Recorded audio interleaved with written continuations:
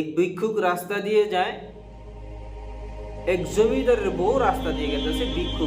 ভিক্ষুকের শরীরের কাদা জমিদারের বউয়ের গায়ে লাগলে ওই জমিদারের বউ জমিদারের ছেলেকে ডেকে আনছে, তার স্বামীকে ডেকে আনছে, বলছে যে ভিক্ষুক আমার শরীরে কাদা দিয়েছে, লেত্রা করে দিয়েছে, পোশাক নোংরা করে দিয়েছে।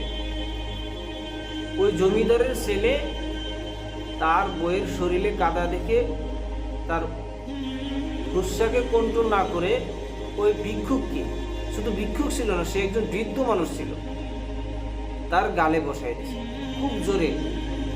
সে ভিক্ষুক কিচ্ছু বলেনি, উপরের দিকে তাকাইছে আর বলছে, আল্লাহ, আমি তো তোমাকে দেখি না, তুমি তো আমাকে দেখো, আমার লোকে যেটা গড়তেছে এটা কি তুমি দেখো না?